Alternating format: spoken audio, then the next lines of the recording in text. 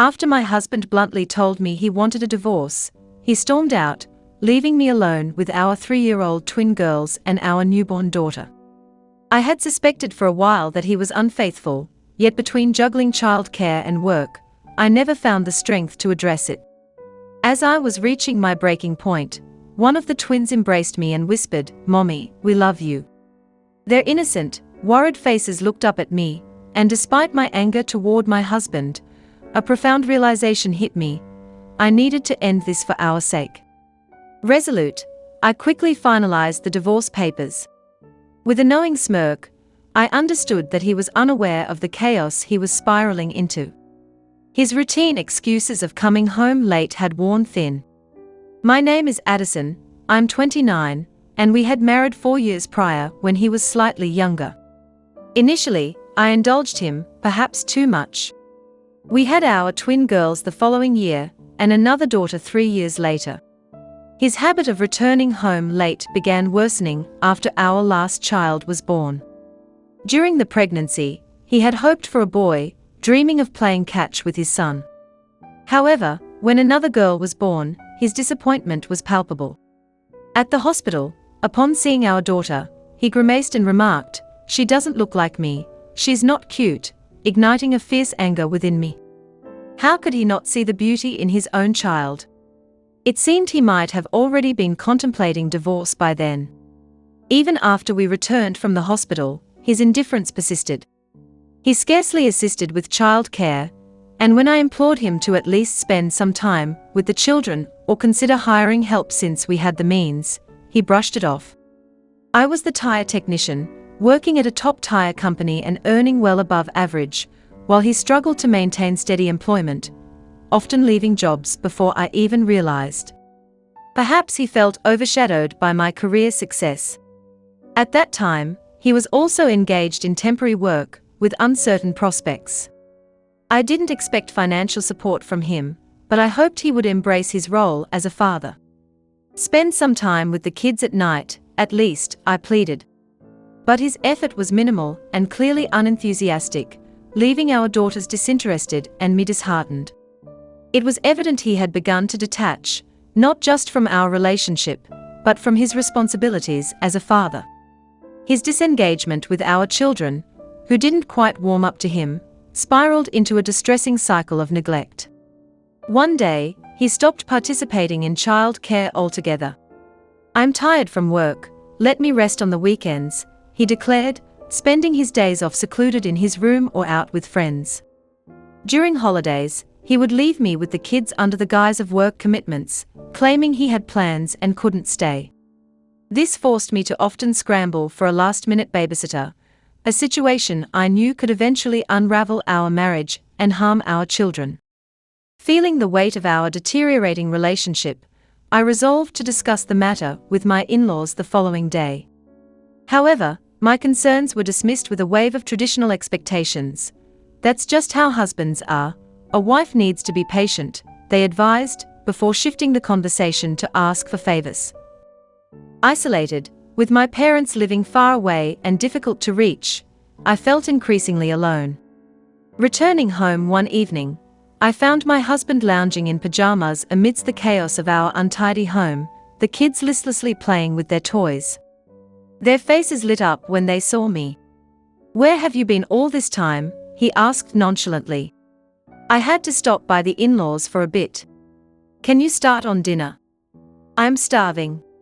"If you've been home all day, couldn't you at least do some laundry or clean the bathroom?" At my inquiry, he scoffed in amusement. The nerve to demand gratitude when his contributions were minimal. "What do you mean?" "I cleaned the bathroom yesterday, and you didn't thank me." I could barely recall a thanks that slipped from his lips. He then stretched out his hand, asking for money as if it were a joke. "What are you talking about?" I retorted, pulling him aside to the bathroom to avoid our children overhearing our growing argument. "I am working, doing the chores, raising the kids, all of it, and you've never lifted a finger to help. If that's a wife's job, then what's yours?" I challenged. His contribution to our finances was meager, barely $2,000 a month, and he did nothing around the house. Our heated exchange lasted nearly an hour, only interrupted when our daughter's voice broke through, "Mommy, I'm hungry." Her words snapped me back to the grim reality of our failing partnership. Amidst the palpable tension at home, my husband stormed out after our argument, leaving me to hurriedly prepare dinner. During these strained times, a disturbing truth surfaced: my husband was having an affair. I shared this revelation with a former college friend who had gone through a similar ordeal due to her husband's infidelities. She urged me to start gathering evidence. In truth, I had sensed my husband's infidelity long before our youngest daughter's birth. He'd come home bearing the scent of unfamiliar perfume. When I casually inquired about it one evening, he became visibly nervous, breaking into a sweat and stuttering over his words. His late returns, diminishing communication, colder demeanor towards our children, and a noticeable decline in our intimacy were all glaring signs. But the undeniable confirmation came unexpectedly: a trace of lipstick found in his jacket pocket, which he clumsily dismissed as belonging to his mother or as something he used for chapped lips. One day, as he rushed for a bath, removing his shirt along the way, I spotted a hickey, a mark typically hidden by clothing. I almost confronted him right then, but decided it was wiser to collect more evidence. I feigned ignorance with a sweet smile, pretending I hadn't seen a thing.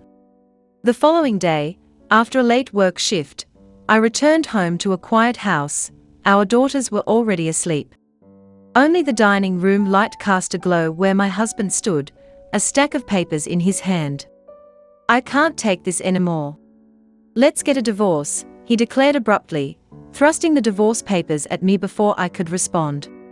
He left swiftly, and the sound of the door shutting stirred our twins from sleep. They looked up at me with concern. "It's okay, sorry for waking you," I whispered, though it was far from okay. "He's reached his limit." "That's my line," I thought bitterly, confused and hurt by his abrupt decision to not only leave, but to abandon his children. My emotions overwhelmed me, and tears began to stream down my face unnoticed. Sensing the shift in the atmosphere, the girls spoke up. "Mommy, we love you," they said, embracing me tightly. Their simple words and sincere hugs were small comforts in the storm of betrayal and upheaval that enveloped our lives. At that moment, clarity washed over me. I realized I couldn't continue living this way, not just for my own sake, but for our little girls who were watching every move, absorbing every tension. I knew as long as I had my children, joy wasn't out of reach. "Well, I'll just file it," I declared, the determination clear on my face.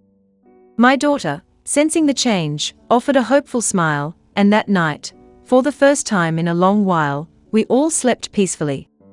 The very next morning, I acted on my decision and filed the divorce papers first thing. I made a phone call to a contact I had in mind for situations like this, someone who could take immediate action. As I explained the situation, the person on the other end agreed to proceed. This was a contingency I had prepared for, knowing that if my husband ever betrayed us, I wouldn't hesitate to end things and let the consequences fall on him, however dire. 3 days later, as I returned from work, I was greeted unexpectedly by my in-laws and my husband at the front door. My mother-in-law looked livid, my father-in-law appeared visibly shaken, and my husband seemed utterly confused, unaware of the gravity of the situation. "Have you been waiting outside this whole time?" "That's a bit unsettling," I remarked, though the mood was far too serious for light comments.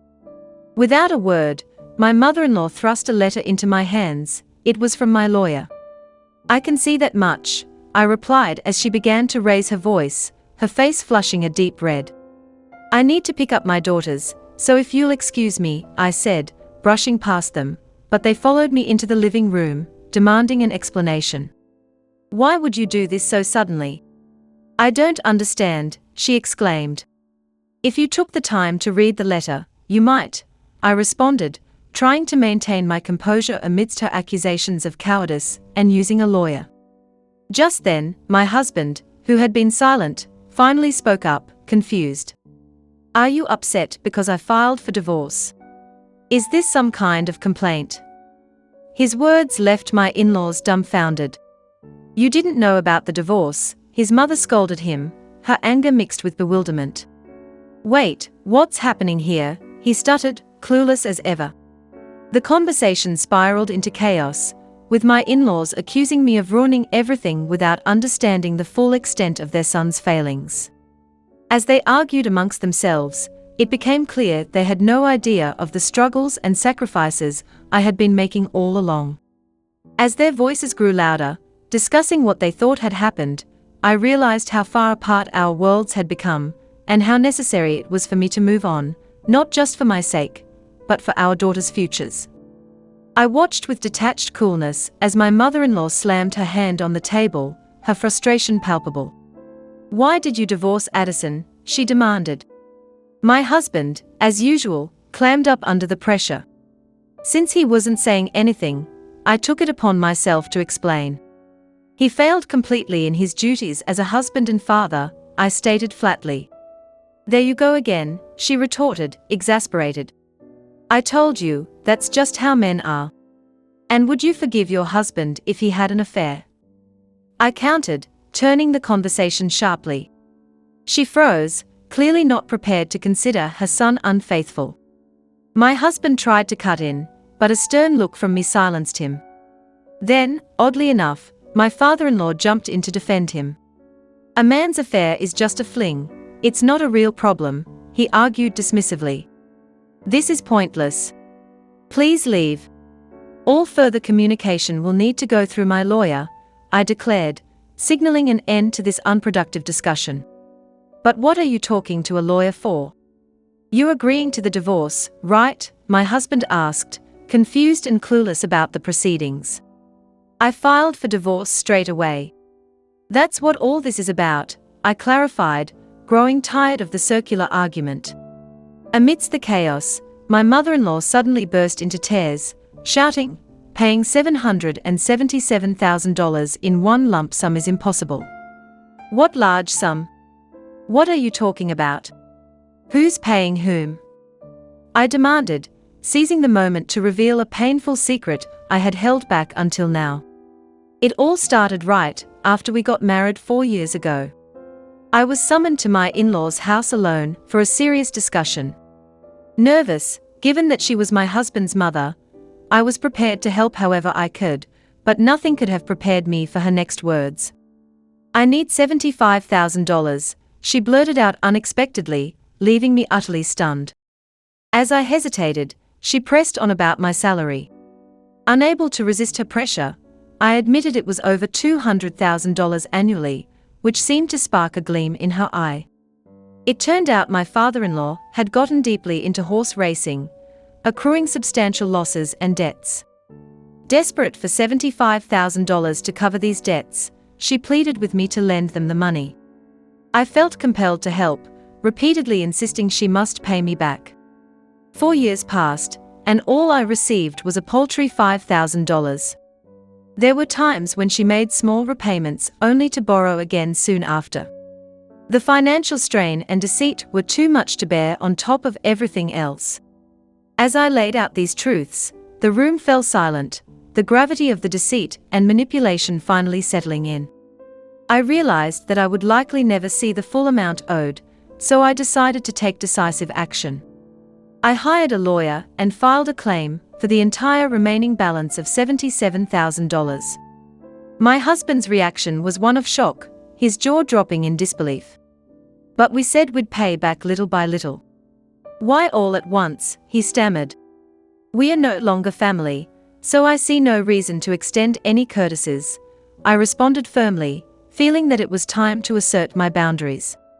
At this, my mother-in-law erupted, her screech sharp and startling, her anger now directed at my husband. It's your fault for cheating. You should be the one to pay it back. Why should I? We are not working, and our pension won't cover it, he retorted, clearly overwhelmed by the financial demands and his current unemployment. If you want to stay in your parents' house, you'll do what I say, she countered angrily. He had no feasible way to pay back $77,000 all at once, especially given his employment situation. "I'll just live at James's place, so I won't pay," he declared, revealing the name of his affair partner in the process. As the family dispute escalated into absurdity, I decided it was time to lay down the final card. "Don't think it ends with $77,000. I'm demanding $410,000 each from you and your affair partner, as compensation, and child support, of course." "What? Where's the proof I cheated?" he blurted out, apparently having forgotten his own admissions. Exhaling a weary sigh, I handed him a stack of photos I had prepared for this moment. The photos, pulled from his social media accounts, clearly showed him kissing and embracing his affair partner, a definite breach of our marriage, as confirmed by my lawyer. "Why do you have these?" he asked, stunned. "A quick online search of your social media. It's surprising you thought it wouldn't be found," I replied. My naive husband had continued posting cheerful photos in a public setting, oblivious to the implications. His lack of savvy with technology, while surprising given his mechanical ineptitude, had made it easier for me to gather the necessary evidence of his infidelity. Even my in-laws stood there, dumbfounded, staring at him in shock. "Please leave now. It's time for you to go," I said firmly, signaling the end of the discussion. "At least don't demand compensation from James." "What if she runs away?" my husband pleaded, desperate for some leniency. "That's not my problem," I replied coldly. With no resolution in sight and their pleas becoming increasingly desperate, I forcefully ushered the family out. It was time for them to face the consequences of their actions, away from my home and my life. Unaware of the financial turmoil that awaited, I could hear my husband's protests through the door as I firmly stood my ground. "Call the police," I shouted, and with that, the trio reluctantly departed. Since that tumultuous day, a whole year has elapsed. The woman involved in the affair, after settling the compensation, vanished. This left my ex-husband with no choice but to return to his parents' house, where they incessantly pressured him to address the outstanding $77,000 debt.